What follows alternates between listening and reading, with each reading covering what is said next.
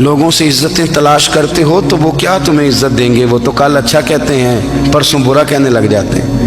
लोगों के सामने गुड बुक में आना चाहोगे तो वो तो सवेरे तुम्हारे बारे में कुछ कहेंगे, शाम कुछ और कहेंगे। अपनी रूहानी जिंदगी आबाद करें, अपने मुसल्ले को वक्त दें और दुनिया से छुप कर इस मोबाइल को बंद करके और अपने आप से भी छुप के और तन्हा होके छुपा के सारा कुछ अपने आंसू अपने रब की बारगाह में पेश करें, उसके हुजूर हाजिरी दें। सुनो ना तिरमिज़ी की हदीस और इसे याद रखना। नबी पाक अलैहिस्सलाम ने फरमाया अपने दुख लोगों के सामने ना बयान करना, सेठों नवाबों को ना बताते फिरना, दुनियादारों के सामने जाके ना रोना कि मैं तकलीफ में हूँ। फरमाया अगर दुनियादारों को दुख बताओगे रब तुम्हें कभी गनी नहीं करेगा। और लोग हैं कि उल्टा मजाक उड़ाएंगे आपकी, जिससे बड़ी पक्की यारी है ना, पक्की, वो तब तक पक्की है जब तक आपने 50,000 मांगा नहीं। और जिस वक्त आपने कह दिया कि मैं मजबूर हूँ मेरी मदद कर, तो फिर खत्म हो गई दोस्ती। लोगों की ताल्लुकात आपके साथ तब तक हैं जब तक आप उनसे कोई जरूरत वाबस्ता नहीं करते। करीम महबूब फरमाने लगे बंदों के सामने दुख ना बयान करना, अल्लाह तुझे कभी गनी नहीं करेगा। तो अपने दुख अपने रब को बता, तू दुआएं मांग, तू उसकी बारगाह में हाजिर हो, तू उसके हुजूर अर्ज कर। फरमाया अपने दुख अपने रब को बता, वो जल्दी करे या देर से करे तुझे सारी दुनिया से बेनियाज कर देगा, तुझे किसी का मोहताज नहीं रहने देगा। अपने मुसल्ले को अपनी दुआओं, एक बुजुर्ग फरमाते मैंने दुआ मांगने का तरीका अपनी बीवी से सीखा। दुआ मांगने का तरीका अपनी, सीखने वाले तो अपने बच्चों से भी सीख लेते हैं, सीखने वाले तो हर एक से सीखते हैं। वो कहते हैं मैंने दुआ मांगने का सलीका अपनी बीवी से सीखा है। हजरत वो किस तरह? फरमाने लगे मेरी बीवी ने ना मुझे कोई काम बताया, कुछ पैसों की ज़रूरत के लिए कहा, तो मैंने उसे कहा कि भाई अभी मेरे पास नहीं है, कुछ दिनों में आते हैं तो मैं दे दूंगा।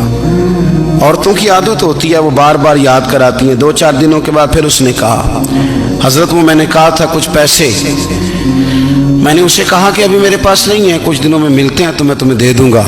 उसने कुछ दिनों के बाद फिर कहा हुजूर वो मैंने कुछ पैसे कहे थे। फरमाते मैंने डांट दिया, मैंने कहा कि क्या तू रोज मुझे शर्मिंदा करती है, कहा ना मेरे पास नहीं है, होंगे तो दे दूंगा, तू रोज याद कराती है। फरमाते उसने पहले तो मेरी डांट को सहा, फिर मेरे सख्त जुमलों ने उसकी आंखों में आंसू पैदा कर दिए, फिर उसने अपने आंचल में अपने उस दुख को समेटा और फिर उसने एक जुमला कहा तो मैं रो पड़ा और मुझे अपने रब से मांगने का तरीका आ गया।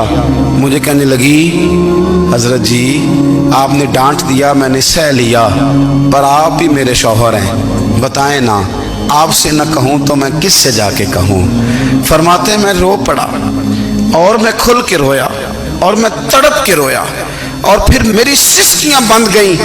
तो मुझे कहने लगी आपको क्या हुआ? मैंने कहा मुझे भी दुआ मांगनी आ गई है। जब मैं उसे कहूँगा ना अल्लाह तू ही मेरा रब है, मैं तुझसे न कहूँ तो मैं किससे जाके कहूँ? मैं क्यों किसी बंदे से सवाल करूँ? मैं क्यों किसी दुनियादार से कहूँ? मैं तेरे बंदों का नेक बंदों का वसीला लेके तेरे महबूब की गुलामी लेके तेरी बारगाह में आया, तुझसे ना मांगूं तो किससे मांगूं? समझ आ गई है जब मैं इस रंग में मांगूंगा तो फिर रब मेरे ऊपर बड़ा ही फजल फरमाएगा, वो मेरे ऊपर बड़ी रहमत करेगा, वो मेरे लिए आसानियां करेगा। अजीज दोस्तों हम इस तरह करने लग गए हैं कि हमने ना अपने ताल्लुकात पर एतमाद करना शुरू कर दिया है। मेरे ताल्लुकात बहुत हैं, हमने अपनी दौलत पर एतमाद करना शुरू कर दिया है, मेरे पास दौलत बहुत है। हमने अपने इल्म पर अपनी शोहरत पर एतमाद करना शुरू कर दिया है कि मेरे पास फलां चीज़ बहुत है। याद रखना जब बेनियाज अपनी सिफ्ते बेनियाजी दिखाता है तो बड़ी बड़ी दौलतों वाले मजबूर नजर आते हैं। भाइयों जब इंसान का रिश्ता अपने मालिक के साथ होता है फिर तो गम भी कुछ नहीं कहते, परेशानियां भी कुछ नहीं कहती, फिर तो जिंदगी सब्र वाली, फिर तो जिंदगी तवक्कुल वाली, फिर तो जिंदगी भरोसे वाली। फिर इंसान अपने आप को रुसवा नहीं करता, दुनियादारों से उम्मीदें उसकी खत्म हो जाती, उम्मीदें अल्लाह रसूल से लगा लेता है, मजबूत हो जाता है, मजबूत ताकतवर हो जाता है, खुददार हो जाता है, बावकार बाइज्जत हो जाता है। हजरत बहलोल दाना रहमतुल्लाह अलैह बैठे थे तो हारून रशीद हज करके आ रहा था, تو رستے میں حضرت شیخ سے ملاقات ہو گئی تو السلام علیکم کے بعد کہنے لگا حضور کوئی حکم ہو تو بتائیے گا. تو حضرت بہلول دنا فرمانے لگے تیرا رب کون ہے؟ اس نے کہا اللہ. تو فرمایا میرا کون ہے؟